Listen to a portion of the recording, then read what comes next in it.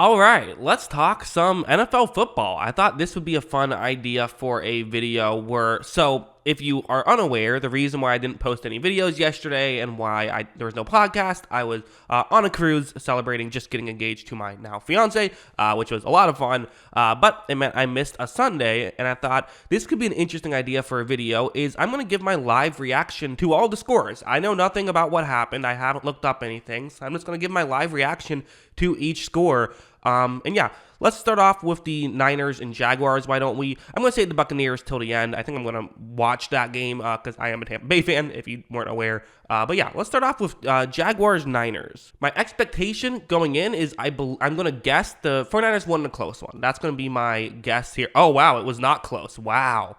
34-3. I was not expecting it. To Lawrence, man, his box score, that's what I'm going to have to look into. Wow. 185 yards, 17 for 29, no touchdowns, 2 picks. That's tough. Brock Purdy looks like he's back, over 10 yards per attempt.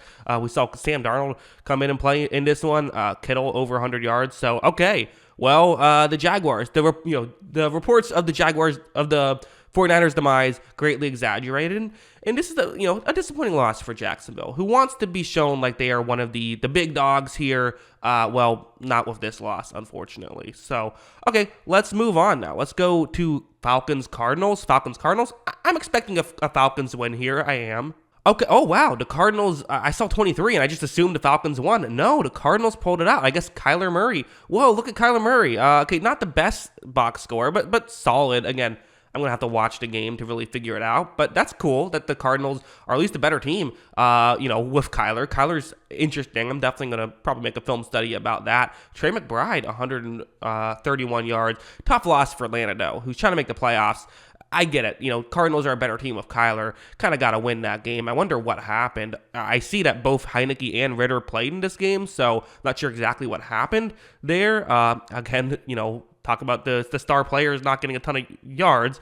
Leading receiver was Drake London for 36 yards, but they barely had any yards to begin with, passing-wise. I mean, they were under 100 passing yards on the day, had much more rushing yards than passing yards. So weird game by the Falcons. I'll have to look more into that one. So, okay, let's go. I already watched Panthers-Bears. That was on Thursday. So let's go to Colts Patriots. My expectations for this one is I think the Colts win in a close one. That's what I'm predicting. And the Colts did win a close one. Yeah, 10-6.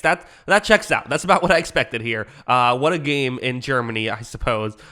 Neither quarterback with a great stat line in this one. Not disastrous on either side either, but definitely not good.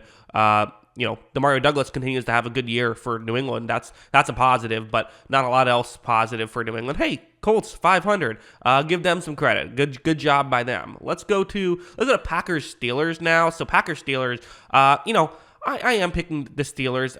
I could see Green Bay pulling off the upset though. This feels like a bit of a coin flip to me. And let's see. So, okay, Steelers did pull off the 4-point victory. Yeah, kind of checks out, right? Steelers finding a way. They were, you see the fourth quarter, they outscored them 3-0. So it wasn't, I'm interested in seeing what happened there with the Packers, who scored in every quarter except the fourth quarter. Love had 2 touchdowns, but also 2 picks, which again, kind of the story of Jordan Love is the inconsistency. So it looks like maybe that happened as well.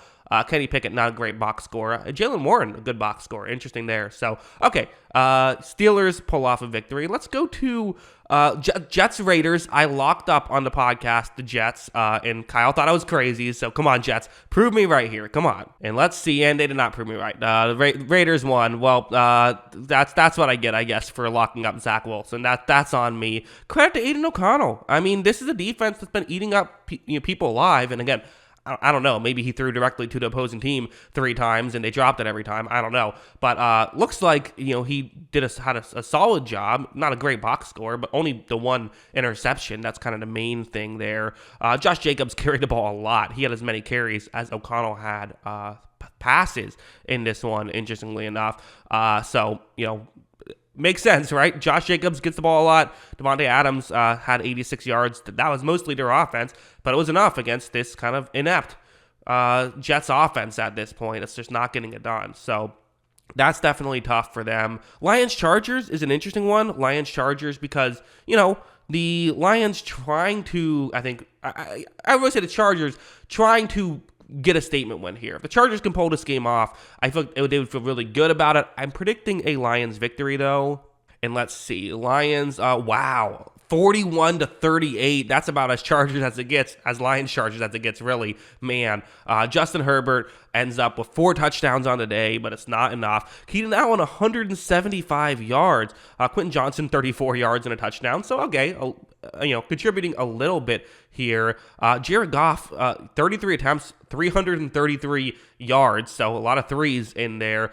David Montgomery had over 100 yards at 9.7 yards per carry. Amon-Ra St. Brown, 150 yards. I gotta watch this one. What an explosion there.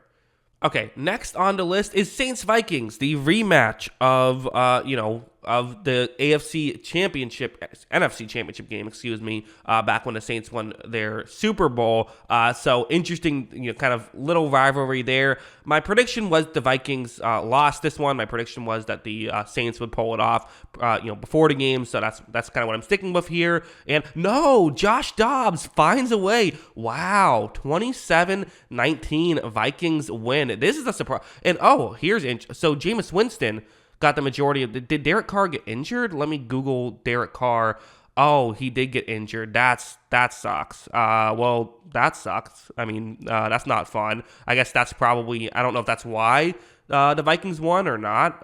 It doesn't seem like it is because the Vikings were up 24-0 at the half. So I don't know exactly when Carr went down, but seems like the Vikings kind of were ahead already. Jameis Winston, a perfect Jameis Winston stat line, under 5 yards per attempt, but still 2 touchdowns and also 2 interceptions. So, yeah, that's the Jameis show. But Josh Dobbs, give credit to him. I mean, that's a huge win for the Vikings. They're probably going to make the playoffs now. Like, that's how big of a win it is for them. So, yeah, great stuff by them. Let's go to Texans-Bengals next. I am picking the Bengals to win, but let's see. Maybe there is some more, CJ Stroud magic. And let's see, Bengals. There is more CJ Stroud. Wow. This is how many upsets happen. Oh, my God. So, yeah, the Texans beat the Bengals. Burrow, a pair of interceptions. Stroud had an interception as well. Stroud, I mean, the MVP case, it's starting to become a thing. And talk about making the playoffs. I mean, the Texans are in a making the playoffs situation. And how about Noah Brown? Back-to-back huge weeks statistically. Again, I don't know how he played. I haven't watched the game yet, but the stats are great. And this is a disappointing loss for the Bengals. I mean, the Bengals felt like they were rolling.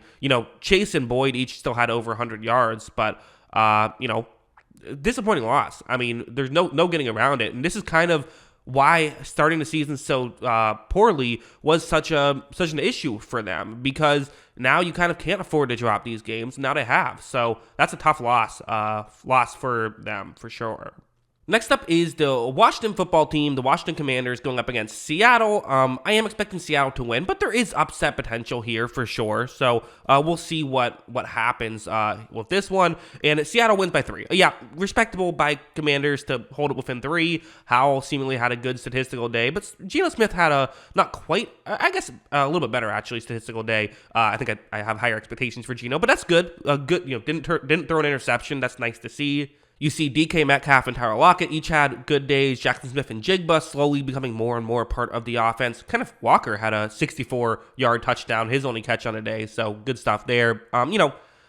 Disappointing loss for the Commanders. You're now a couple games, behind the Vikings. You got some work to do, but you did keep it close. Somehow Brian Robinson had over 100 yards receiving. Not sure how that happened. He must have had a big play as well. But hey, big win for Seattle. Got to keep those coming. But, respectable loss for Washington. But you do have to, at a certain point, start winning football games. So, next up, this is an interesting one. Browns-Ravens. I'm expecting the Browns to win handedly. I'm expecting the Ravens to win handedly. I've been kind of anti-Browns. Although Deshaun Watson looked better last week. So, does it keep it going? This could be a big upset if they can pull it off. Okay, entering it in here. And the Browns did pull it off. And they outscored the Ravens 16-7. In the fourth quarter. The Ravens were up big early on. What happened? Lamar did not have a great day. Watson didn't have a great day either, but the Browns finding a way to win. Wow, tough loss for the Ravens, really. I mean, I don't know exactly what happened there, but, man, you can't let that happen. Getting outscored 16-7, losing by 2 at the end there. Give credit to Cleveland. They just keep finding ways to win. And again, if Watson can get going, if this offense can be putting up 33 points, Granted, I don't know if the offense did. I don't know how much the defense helped out here with, multiple turnovers for Baltimore. In fairness, this was actually, the turnover battle was tied in this game. So the Ravens did outgain the Browns in terms of yards per play, although the Browns had more total yards in this game. Give credit to Cleveland, finding a way to win. I'm very interested in seeing what exactly happened there in that fourth quarter. That's a surprise to me. I thought it would have been, a Ravens victory. So, credit to Cleveland for proving me wrong.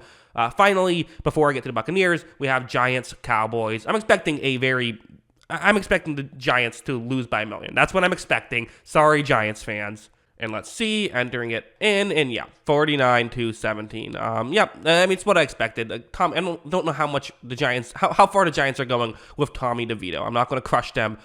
Prescott, though, huge day. Over 10 yards per attempt, 4 touchdowns, 1 pick. 400 yards.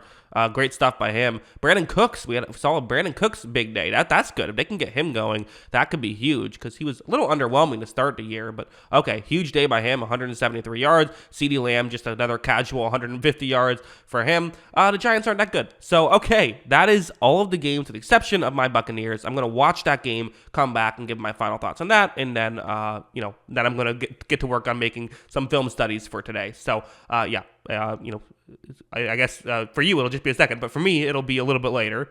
Okay, just watched the Bucs game. Bucs win. Happy about that. A game they needed, really. Kind of a great week for the Buccaneers in the NFC South. Everyone else in the NFC South lost.